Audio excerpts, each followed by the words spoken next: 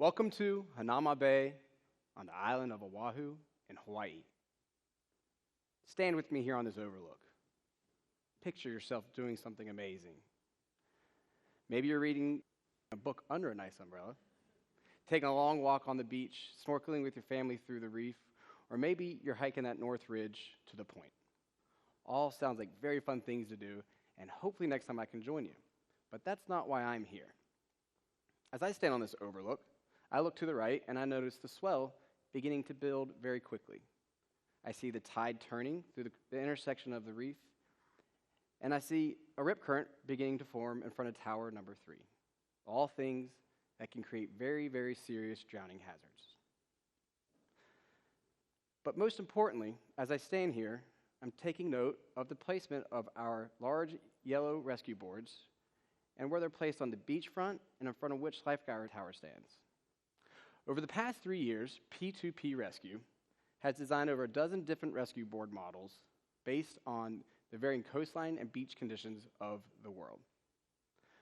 I'm in Hawaii, not on vacation, but to work with the world's most elite lifeguards and professionals who put their lives on the line every day to save someone else's.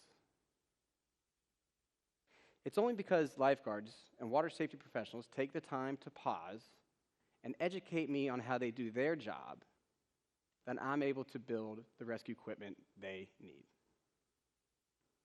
My father died of accidental drowning in a boating accident when I was 14 years old, leaving behind my mother to raise 3 teenage boys, which she did all by herself with unbelievable grace, all while keeping the Ray family real estate business prospering in Jacksonville, North Carolina. In 2004, I graduated from NC State and started to methodically follow in my father's footsteps to become a real estate developer, in part because it was a way for me to live on his incredible legacy, and then on the other hand, it could afford me a really comfortable lifestyle. In November 2014, a month before the birth of our first child, I started a side business building high-dollar stand-up paddle race boards with a hopefully patent-worthy design for storing a paddle in the deck of a board. Less than a year into this venture, my business partner, a very talented and experienced board builder, decided that he wanted to do his own thing and asked to be bought out. This was a huge curveball. I knew nothing about building boards, much less designing them. I had a 6-month-old. The last thing I needed to be doing was switching away from a career that was promising and potentially very lucrative and down a path that did not guarantee any income. With things happening so fast and the uncertainty of my future in front of me, I, for some reason, found myself starting to pause, which I never did. I found myself listening to people. I was looking for answers. I don't know how, where, or when I stopped forcing my career path, but there is one thing for certain that I do know. When I started to pause and I started to really listen, I learned that some really, really great things can happen. Meet Kai Hall. Kai is a North Shore lifeguard. Kai is the first person that I learned to listen from. Kai had seen our innovative stand-up paddleboard designs over social media, contacted me, and for a couple weeks a month, he tried to convince me that we should start building rescue boards to help lifeguards train on the North Shore of Hawaii. Now, I don't know what, at the time, he thought he could use me, some guy in eastern North Carolina, to help him design life-saving equipment at Pipeline, one of the hardest, gnarliest, heaviest surf conditions in the world. I totally ignored this guy. About the same time, I received word that we would not be receiving our patent. Another huge curveball. My entire marketing strategy, my business plan, completely blown out of the water. So maybe I should listen to this guy in the North Shore of Hawaii. And I spoke to my wife, and I made the tough decision to hop on a plane and fly to Hawaii.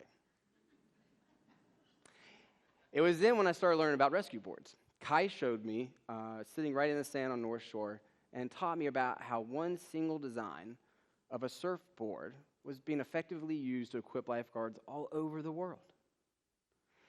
Today, it's still hard for me to imagine, at that point in time, up until then, that only one single design of surf rescue boards was being used for all the varying coastline, beach conditions, swell conditions, wave heights, around the whole world. Once home, I did what Kai had been nagging me to do, and he talked me into while I was over there. I built a prototype, much like this one. I sent it back to Hawaii for testing, and I continued my research and investigation to see if just what I saw in Hawaii was actually true across the country. I met with our local Wrightsville Beach Ocean Rescue and other agencies across the U.S. And as those events unfolded, and I continued to listen, and I continued to take time to pause, I also began to give thanks. And I'm so thankful for today to be able to say that after all that time and all that work of this first couple months, and now a couple years, we are endorsed as the official rescue board of the U.S. Life Saving Association. And it's allowed us to hear some really amazing stories of our rescue boards being used in significant and potentially tragic rescues around the country. Allow me to introduce you to a rescue board. A rescue board is basically a really big surfboard that we design and add features such as a full-length traction pad or very strategically placed handles that run from nose to tail. When designing a new model, I try and simplify. I divided a board into 3 sections, beginning at the nose. The nose is typically the most important depending on the type of your model. But the nose sounds simple enough, but is the entry point for the water. The nose design basically controls your rocker. So whether or not you put too much rocker, which is the flip in the nose, you see, or too little rocker, can make the difference in a board nose diving, which we call purling, or successfully making it down the face of a wave. And when a victim is lying unconscious on the front of the wave, this simple amount of inches, half inches, quarter inches, can really be the difference in somebody's life being saved. The middle section is the transition point from the water from the front of the nose to the back of from the front of the nose to the tail. This is where we place the majority of the volume and the balance point. Speed is always key. And in the middle is where you build it or kill it. And the tail is where the water expels. A tail, although the smallest part of the board, actually determines the most effective and the most ability for a board to actually perform in its maneuverability. A very valuable lesson I learned while working with the lifeguards on the west side of Oahu at the infamous Makaha. After finished building our first 12-foot Hawaiian surf rescue board, which was designed for the highest period swell and the highest surf conditions, I took it with me back to Hawaii for testing. After a few hours, and probably a mile or so offshore, the wave height began to build and build. And by the point after about another hour, it was reaching heights of 20-plus feet. Everybody was excited I was in the water, except for me. I was on the back of a jet ski taking photos, monitoring some of the boards, and I tell you, I had no intention of getting in the water. I was scared out of my mind.